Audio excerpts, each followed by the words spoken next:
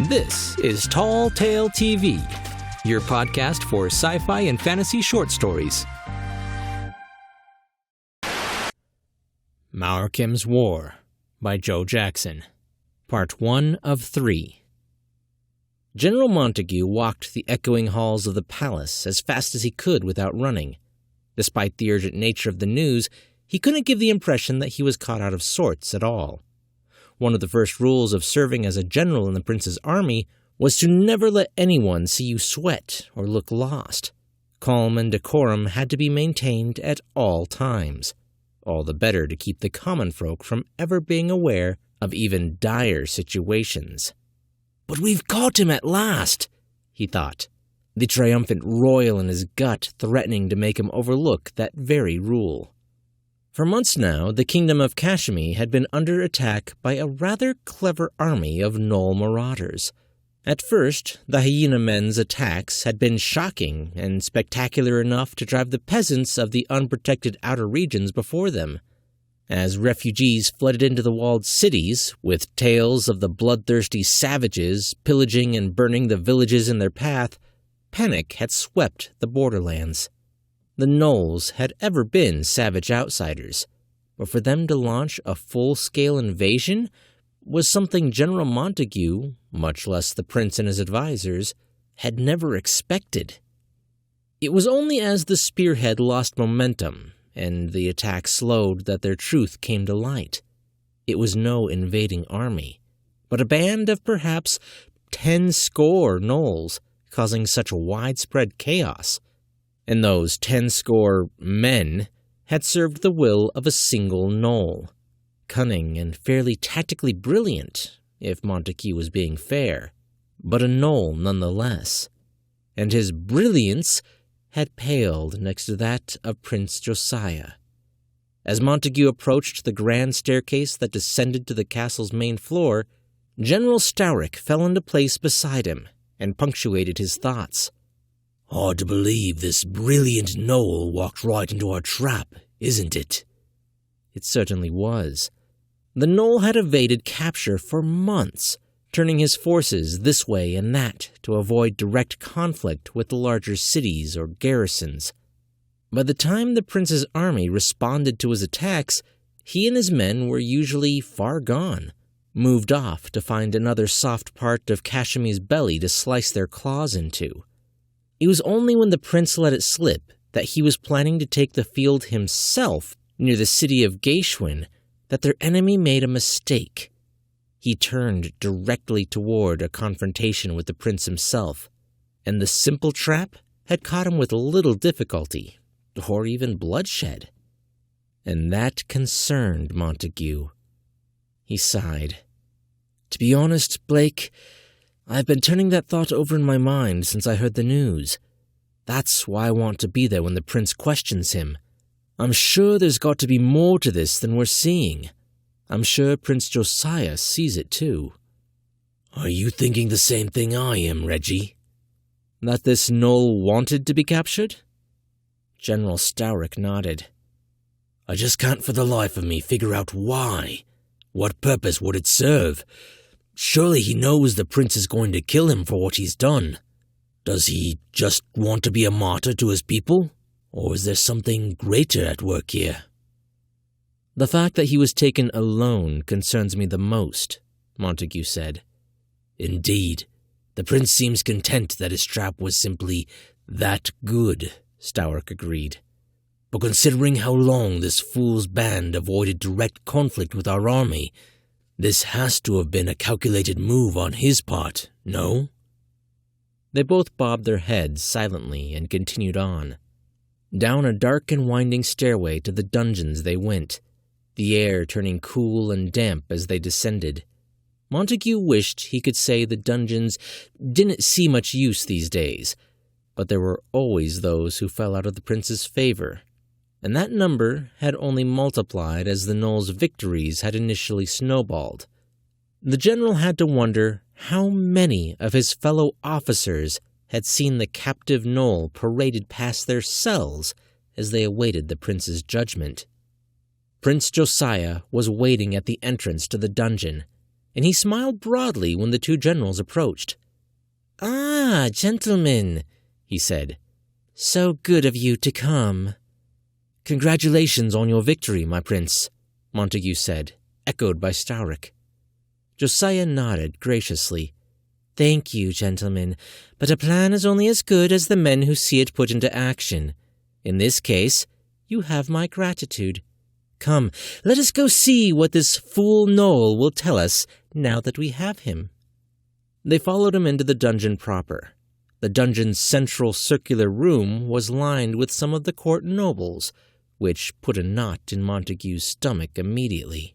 He glowered at the glorified peacocks, no doubt here to puff up their prince's pride and try to find his favor, praising his brilliance and diligence in defending the kingdom. They were here for a spectacle and to be won in turn for their prince. Despite Prince Josiah's better qualities, Montague feared he understood what was going on here. Montague and Staurik both stopped just inside the door and stepped to either side, their hands to the hilts of their ceremonial swords, as custom dictated. They stood rigid, as a guard might when a superior passed by them, and made sure everyone else there likewise showed some token of respect to the prince. They went so far as to salute Josiah when he glanced their way, but though he returned their salutes as the head of the military, he did so absently, moving to half-sit, half-kneel on a bench to stare at the gnoll before him. The nobles around the perimeter, too, showed a casual disdain for the generals, farther knotting Montague's stomach. Something was off with the prince's behavior, and the general had no doubt the presence of the fops and ladies around the perimeter were the cause. Even from the first glance of Josiah and the gnoll staring at each other, there was quite a disparity between the two men at the center of the chamber. Montague wondered if this gnoll might be a prince or a king among his people. He had a grace and dignity about him despite the position he was in, as though the indignity of his imprisonment and its conditions held no weight in his mind, such as it was. Had this perhaps all been a plot to gain the ear of a Casheminian monarchy? If so, it was a terrible way to go about it, as Montague had little doubt the prince was already planning to execute the gnoll once he'd gotten some answers, and perhaps had fun entertaining his courtiers and nobility in the process. Josiah was dressed in court finery, even down here in the dingy dungeon, all deep purples and gold embroidery, an absolute statement as to his position for anyone in Cashmere that looked upon him. The gnoll, by contrast, stood chained to an inquisitor's square, his wrists and the thin ankles of his digitigrade legs manacled and held tight enough that he could scarcely move. More than that, he'd been stripped bare, showing off his bloodied, dirty, golden-spotted coat that completed a gnoll's hyena-like appearance. The charcoal hands, ears, feet, and snout served to highlight the normal color of his coat. More prominently, though, being bare showed off his privates, which Montague had little doubt would be the subject of the improper whispers of the court's ladies, and some of the men, for some time. What held the general's attention, though, were the gnoll's eyes. Though the hyena man had bestial golden eyes, there was something far more in them. It went even beyond canniness, beyond understanding his circumstances, and showing no fear of them or the prince who held the gnoll's fate in his hands. It was a look the general had seen before, something his tactical mind and wary nature picked up on immediately, and nearly demanded he point out to his prince and fellow general. The closest comparison he could make was when someone was about to lay down a crushing hand of 5-card when everyone else thought he was bluffing. But is he truly planning something else? Or is he just stupid? Gnolls weren't the brightest creatures. Sometimes they flirted with being civilized, but they seemed to prefer to live out in the wilds, like the early settlers of Kashmir. Montague was about to ponder their love of war paints when the next out-of-place thing struck him: the dung. Gnolls were considered filthy creatures, but contrary to what circulated the streets of Kashmir's cities, and even its royal court, they didn't paint themselves with excrement. They smelled musky on account of their coats, but in Montague's experience, they weren't as dirty as people made them out to be. "I suspect it was one of our people who did this to him," he thought, but kept his mouth closed for the time being.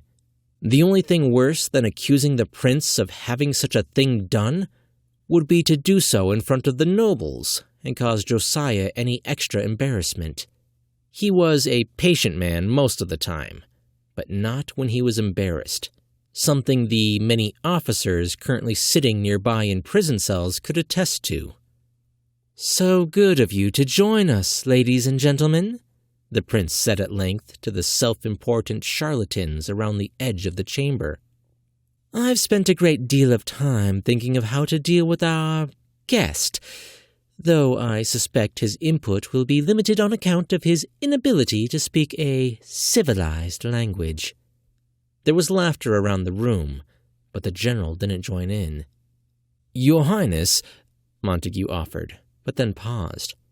"What is it, General?" Montague looked at the gnoll, who had finally turned his eyes away from the prince. There was no doubt about it now, meeting the man's gaze. There was a depth there the prince thus far couldn't or didn't want to see. "Sire, he understands what you're saying, and probably everything else that's been said in his presence since these nobles came down." Josiah rose from his bench and strode closer, just far enough away that even the longest lunge from that fang-filled muzzle couldn't reach him. "Is that so, beast?" The gnoll didn't answer but to smirk, and the prince snapped his fingers at one of the guards standing around the room's perimeter. "Bring the woman, then," he ordered, drawing the first look of concern Montague had seen from the gnoll. "Let's see just how much he does understand." A woman was brought in from one of the prison wings, a borderlander from the look of her. Her face was marred with bruises and dried blood, as though she'd been punched numerous times, and a twinge of doubt went through Montague's stomach. Did the gnoll do that, or did the prince have it done? By the way the prince grabbed one of her shackled wrists and yanked her over to him, the general thought he knew the answer. He swallowed uneasily. This wasn't the Prince Josiah he knew. "Did you defile this woman?" Josiah demanded. The gnoll's features hardened as he turned his attention from the woman to the prince. "It would seem you have, Your Highness," he said, with an admirably unaccented command of Kashmirian. "I never put my hands to this woman. She served as my quarters maid during the campaign, and nothing more." "It is not your hands that concern me, filthy as they are," the prince returned, drawing chuckles from the peacock gallery around the perimeter. "I cannot help but think by the way you look at her, and the way she looks at you, that you have defiled her at some point. It seems we'll have to be rid of her, just as we will soon be rid of you." "No!" the gnoll protested. "Leave her be!" "I thought as much," Josiah said, turning his gaze to the chained woman. "What is your name, whore?" "I am not a whore!" she spat with the customary defiance of a borderlander. While they were technically part of the kingdom and usually paid their taxes, they tended to live on the fringes of Josiah's rule, in both the figurative and literal senses. "You chose to lie with an enemy of our kingdom, and a beast at that. I think whore is being generous. Now, tell me your name before I have it beaten out of you." Montague grimaced, but found it hard to fault Josiah for being cruel to this woman if she truly lay with the enemy, regardless of their race. To do so with a gnoll, though, would be seen as treason on several different levels. The woman looked at the guard beside her, and his hand curled into a fist. "Wendra, Your Highness. I am Wendra of Allerton." "Allerton? A village this creature destroyed. And yet you became attached to him. Do you even know his name, or merely the feel of him?" "We never—" she started, but the prince silenced her with a stare. Wendra met the gnoll's eyes, but then looked down at the floor. "I don't know his name, Your Highness. I know only that his people call him Maurkim." "Is that some title?" Josiah asked, turning back to the gnoll, who nodded, the twinge of a smile playing across his muzzle. "Are you a king, then, or just a terrible general?"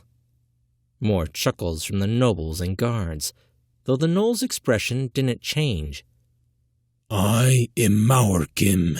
You will learn what it means, Prince, but not until it is far too late." "What is your aim in all this?" "My aim was, and remains, to destroy your kingdom." Josiah laughed, his echo gallery joining with him. It was starting to feel like a badly written play to Montague, who watched, paralyzed, knowing something was coming, but unable to muster the nerve to stand up to his prince. 200 gnolls against an entire kingdom of men. There was something else behind it. Was it the sorcery the gnolls were said to wield? Did this creature plan to summon a demon or some other hellish trickery upon Josiah and his people? And most importantly, why? Josiah was having too much fun trying to lord his authority over a savage and wasn't thinking with his typically shrewd and slightly ruthless objectivity. And there would be no farther answers just yet. Despite his laughter, the prince rose and took the cudgel from his guardsman's belt. "In that, beast, I'm afraid you've already failed," he said, and then clubbed the gnoll unconscious with a single, well-placed blow. Montague wasn't sure which was more impressive, the blow or the fact that the Maurkim never even flinched. Joe Jackson currently has a 9-book fantasy series, The Eve of Redemption, with the 10th book due out June 1st. Maurkim's War appears in the published anthology Beyond the Shadows, Volume 1, a grimdark anthology. Be sure to find him on Amazon or connect with him on Facebook. Links in the show notes. Well, that was part 1 of 3. You guys really need to check back this Friday for the second part. This story is amazing. You won't regret it. In the meantime, if you enjoyed Joe Jackson's writing style, not too long ago I narrated another story by him called Dragon's Honor. I'll be sure to leave a link down in the show notes for that as well. But really, you don't want to miss where this story is headed. So if you haven't subscribed, make sure to do so before you leave. I'm Chris Herron, and that's it for today's Tall Tale TV.